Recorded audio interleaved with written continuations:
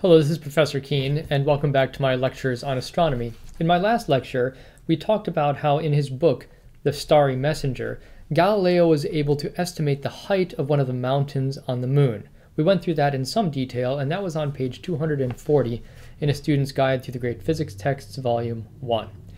What I'd like to do is finish up this chapter 18 that we're in right now with some of the final ruminations that Galileo engages in.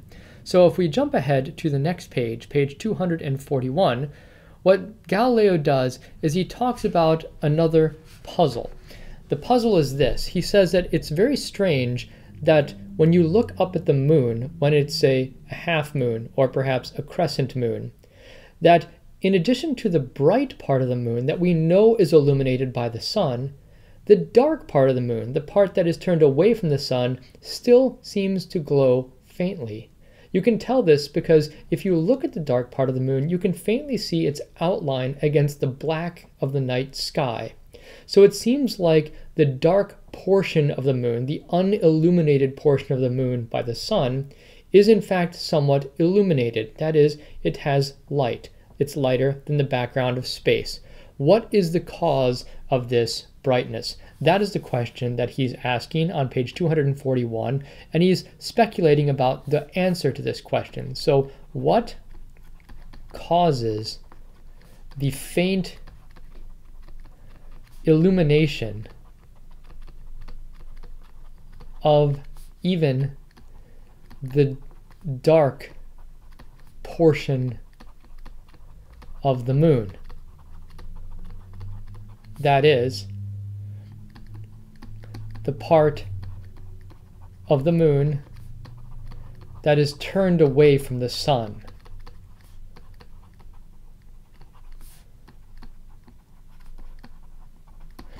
And what Galileo does is he goes through a couple of possible explanations that people have come up with over the years. So this is clearly something that people have speculated about for years. So let me just kind of tick off what some of the answers. The first answer he gives is in the first full paragraph on page 241.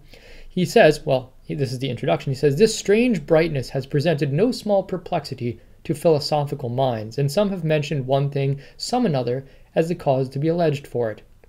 Some have said that it is the inherent and natural glow of the moon." So it is an inherent or natural glow.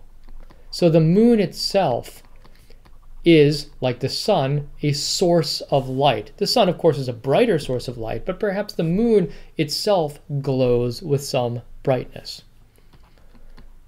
By the way, he's going to disagree with that. And then he goes on to say, some, that it is imparted to that body by the planet Venus, or as others maintain, by all the stars. So the moon obtains brightness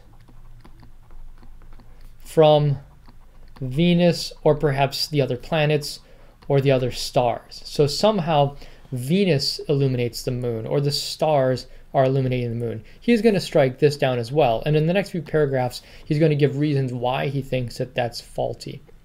He says, some have said that it comes from the sun, whose rays find a way through the solid mass of the moon.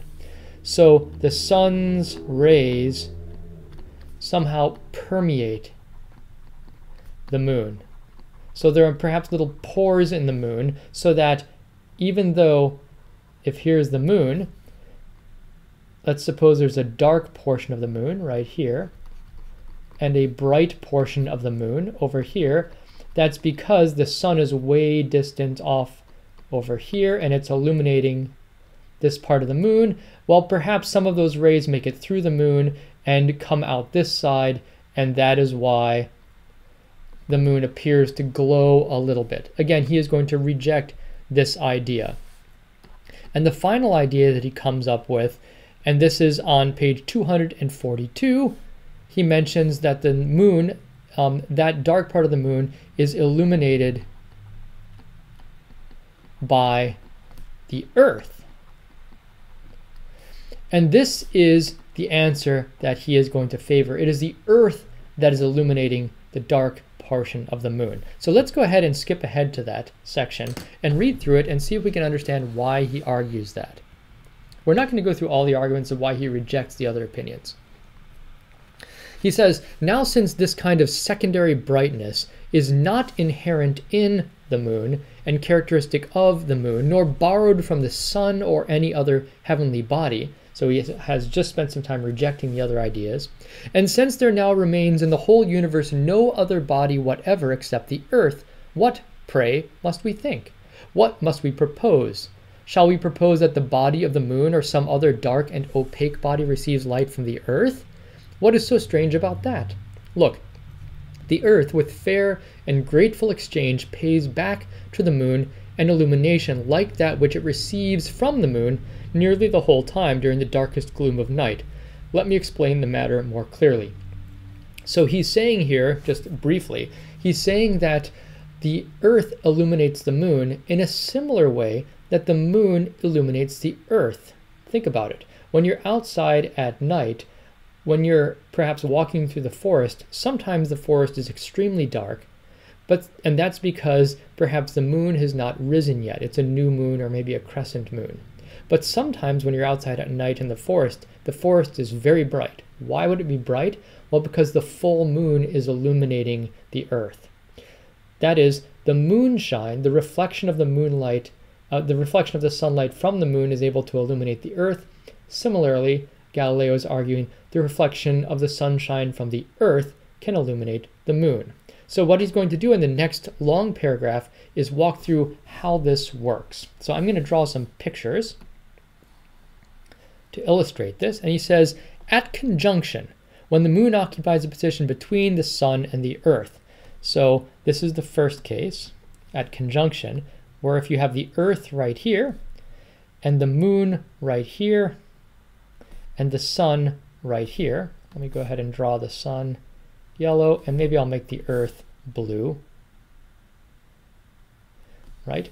Well, when that's the case, the sun illuminates this portion of the moon, the back of the moon. Right? So the moon is illuminated by the sun's rays on her half toward the sun and turned away from the earth, and the other half, facing the earth, is covered with darkness, and so does not illuminate the earth's surface in any way. So if you were to stand on the earth and look up at the moon, so this would be you would see the dark part of the moon, and that dark part of the moon doesn't in any way illuminate the earth. Okay? And he says, when the moon has separated slightly from the sun, straight away she is partly illuminated on the half directed toward us. She turns toward us a slender silvery crescent and illuminates the earth slightly. So this is the second case. Let me draw the earth once again right here. And let's draw the moon right here. And we'll draw the sun right here. Well, in that case, this part of the moon is illuminated by the sun, and this part of the moon is, of course, dark. So, in other words, if you were standing on the earth and you look up at the moon, you would see a little sliver of moon. That would, of course, be the crescent moon, and that little sliver of moon is what is partially illuminating the earth. That is because the sunlight, of course, bounces off the moon, and we see that, and that's why the earth is slightly illuminated. Okay, let's jump all the way toward the end of the paragraph. He goes through a couple more examples. I want to jump kind of to the end, so I don't know what number this is. I'll put it as 5. Let's imagine that there's a case where I'm going to draw the moon over on this side of us and put the earth right here, and let's put the sun right here. And in that case, the sun is illuminating this part of the moon. Okay? And when the sun illuminates that part of the moon, this part of the moon is dark. And if you were to be standing on the earth over here, well, of course, the earth is going to be in darkness, right? It's going to be dark. It's going to be nighttime because the sun is below you. But if you look up at the moon, it will be a full moon, and it will be very bright. That is, some of the sunlight which goes to the moon bounces off the moon and comes back to us, and it illuminates the sky. You say, ah, it is a beautiful full moon. It's a bright night tonight because the moon is up, The ground looks like it's kind of glowing a little bit, and that's because the moonshine illuminates the Earth. Now, what Galileo is saying here is that this is a completely reciprocal relationship. So think about, for the moment, if there was an astronaut, I'll make him green, maybe make an alien, standing here on the moon at night. For that alien, or Martian, it's not a Martian, a Lunan, I don't know what you would call a denizen of the moon, but when that alien looks up at the Earth, what would he see when he's sitting with his girlfriend out looking at the stars? He'd look up and say, "Ah, honey, look, it's a beautiful full Earth tonight. It's so bright out tonight." Why is that? Because the sunlight bounces off the Earth and comes back, and that alien sees a beautiful full Earth. So the relationship between the moon illuminating the Earth and the Earth illuminating the moon is completely reciprocal. This is exactly what Galileo is pointing out here, and that is what's responsible for this slight illumination of even the dark portion of the moon. We're going to stop there, and in my next lecture I'm going to dive into chapter 19 on the Medician stars, and in this next chapter is where Galileo is going to talk in detail about his observation of the stars that comprise the Milky Way galaxy, the stars that comprise the various nebulae like the Orion Nebula, and also the 4 new moons of Jupiter, the 4 moons of Jupiter that he discovers.